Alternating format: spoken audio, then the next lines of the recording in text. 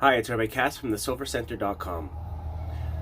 A question I get asked all the time is, I'm moving from one home to the next. Can I take down my mezuzahs from the old home in order to put them up in my new home? One person told me yes, one person told me no. What can I do? So the reason why there's so much confusion, whether you can or cannot take the mezuzahs with you, is because it's not a yes or no answer. It really depends on the particular situation. It depends on whether the person moving in after you is from the Jewish faith or not. Now, sometimes you know, and sometimes you don't. What do you do in a situation when you don't know? So I'm going to answer this question for you right now. And after I answer this question, I'm going to go into explaining the reasons why. So if you want to know why, stick around to the end of the video.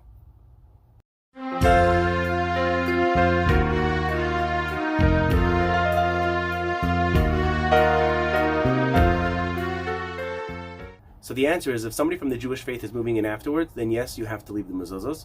And if not, you do not need to leave the mezuzahs. And not only you do not need to leave the mezuzahs, it is recommended that you actually take the mezuzahs with you, because somebody who is not from the Jewish faith, not only they do not need the mezuzahs, there's a risk of them being thrown out or maybe not being, taken care of properly. So that's a black and white situation. But let's say a situation where you're not sure, and that could very often happen when you are renting. So let's talk about a rental situation.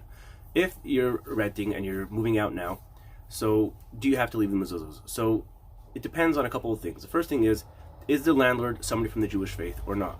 If the landlord is not from the Jewish faith, then you should take the mezuzahs with you. You have no obligation to leave them unless you know for a fact that somebody from the Jewish faith will be moving in afterwards, and it's a situation where you're basically directly handing them the keys, and you know that nobody's going to be going in between you moving out and the next Jewish person moving in, and then we're not concerned that the mezuzahs will be taken off or thrown away or anything like that. Let's say it's a situation where the landlord is from the Jewish faith, so then you have an obligation to leave the mezuzahs, and you cannot take the mezuzahs down unless you know for a fact that that the next tenant that's going to be moving in is not from the Jewish faith. Now, let's say in a situation where you're not sure, there are authorities who told you could be more lenient and would allow you to take the mezuzahs with you. And there's a couple different reasons why there's room for leniency. One of the main ones is that a lot of times in between tenants, they'll do like scraping and painting, and there's a chance that the mezuzahs will come down, they'll be taken down by the workers, and they'll be misplaced, and they could eventually be thrown out or just not be treated properly. So that, and also it could be a great financial loss, different things which could be taken into consideration, where if you find yourself in this situation, would allow you to take the mezuzahs with you. Check with your local Orthodox rabbi to see what they would suggest you actually do. Now, this that I'm telling you, that if you know somebody from the Jewish faith is moving in afterwards, whether in a rental or in a house that you're selling, that you do have to leave mezuzahs there. You do not have to leave your actual mezuzahs there. You have to leave mezuzahs there. And the reason why I'm making this distinction is let's say you spent $200 on your mezuzahs. It's a mitzvah that you hold very dear, and you spent a lot of money on special mezuzahs, or perhaps you got them from a special sofer who it takes many years to wait to get his mezuzahs. So you want these mezuzahs. Now, in a normal situation, when you do have to leave the mezuzahs, we try to work it out with the buyer that they should compensate you and reimburse you for the mezuzahs. But let's say the buyer says, well, I wouldn't spend $200 on a mezuzah, I would spend $80 on a mezuzah. So what are you supposed to do in that situation? Or if you have mezuzahs which for any money in the world you're not going to sell because it's from this special sofer. So in both of these situations, what you can do is take down your expensive mezuzahs or the mezuzahs that you're attached to and replace them with a more basic mezuzah. So long as you leave kosher mezuzahs there, you have fulfilled your obligation.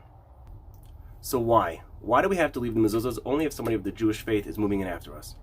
The reason is, it's explained in the Gemara. It says that when somebody removes the mezuzahs from their home and somebody Jewish is moving in afterwards, then they are endangering themselves and their families.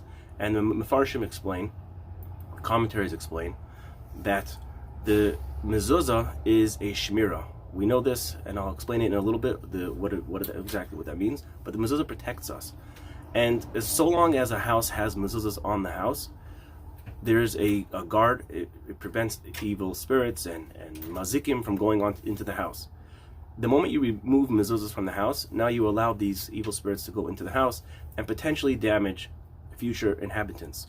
So the people who are going to be moving into the house now are moving into the house without mezuzahs, and you're causing them harm. So what's called midah keneged midah, which is called measure for measure. You caused harm by taking out the mezuzahs on the future inhabitants of this house. So now you're going to you can bring harm upon yourself.